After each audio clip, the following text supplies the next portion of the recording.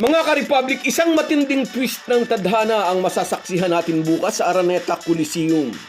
Sasandal ang Meralco sa tatag ni Justin Brownlee upang bitbitin ang kupunan patungo sa East Asia Super League Final Four.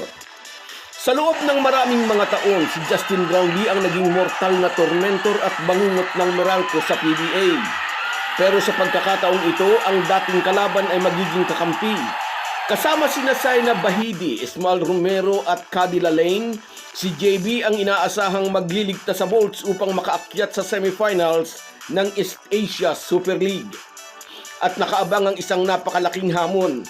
Kailangan nilang manalo ng may lamang na 6 na puntos o higit pa upang maipagpatuloy ang kanilang kampanya. Pag-uusapan po natin yan, pero bago ang lahat ay maglalambing po ako sa inyo na isubscribe ninyo itong ating channel at kung di masyadong makakaabala ay i-like at paki-share na rin ninyo. Malaking bagay po yan sa aming mga vlogger. Maraming salamat. Mga ka-Republic, mula sa pagiging mortal na kalaban sa PBA, si Justin Brownlee na resident import ng Barangay Ginebra ay magiging kakampi ng Meralco Bolts sa isang napaka-crucial na laro sa East Asia Super League. Nasa do or die situation ang Meralco. Kailangan nilang manalo laban sa Ryukyu Golden Kings sa kanilang laro bukas na gaganapin sa Araneta Coliseum. At dito nakaabang ang isang malaking hamon. Kailangang manalo ng Bolts ng may 6-point lead o higit pa upang makaakyat sa Final Four o semifinals. Kahit manalo ang Meralco pero 5 puntos lang ang kanilang lamang, ang Ryukyu pa rin ang aabante sa next round. At dito papasok ang kahalagahan ng isang Justin Brownlee. Lalo't na wala na sa lineup ng Bolts ang hiniram ding import na si Randy Hollis Jefferson. Na-injured siya nang huling maglaro ang Bolts kontra sa Macau Blackbirds. Mahalaga ang role na gagampanan ni JB.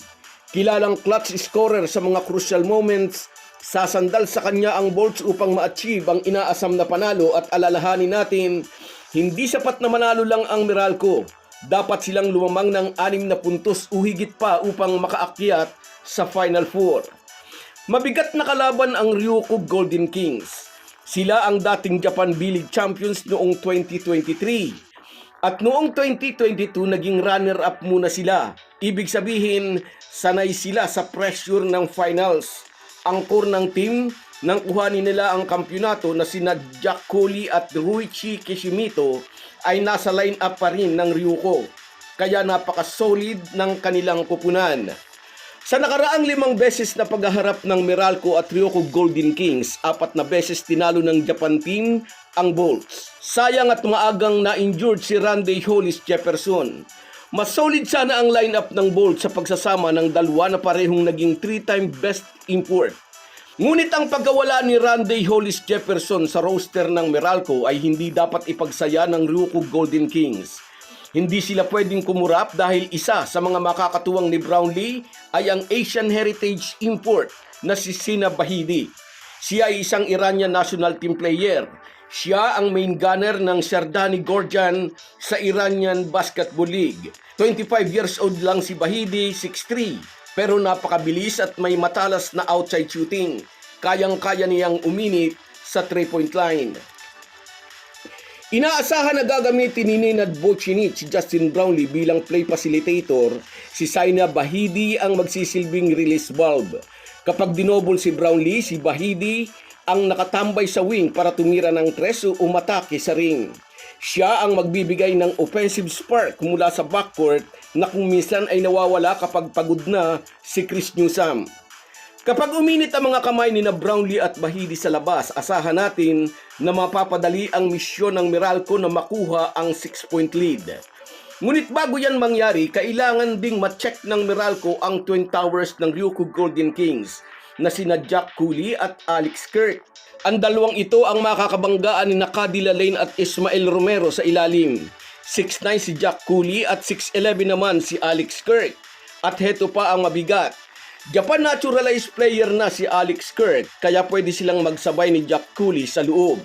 Tulad nila Justin Brownlee at Randy Hollis Jefferson nang maglaro ang dalawa sa Isabela laban sa Macau Blackbirds. Filipino naturalized player si JB. Tapos mayroon pang Biclo ang Ryukyu. Ang tatlong nabanggit ay pari-parihong former NBA player. Samantala, 6'10 si Cady Lane, 6'8 naman si Ismael Romero. Dihado ng kaunti sa tangkad ng mga kalaban. Ngunit sa giya ni na Coach Luigi Trillo at Nenad Vucinic, inaasahang madadala nila sa panalo ang Meralco Bolts. So guys, yan lang muna.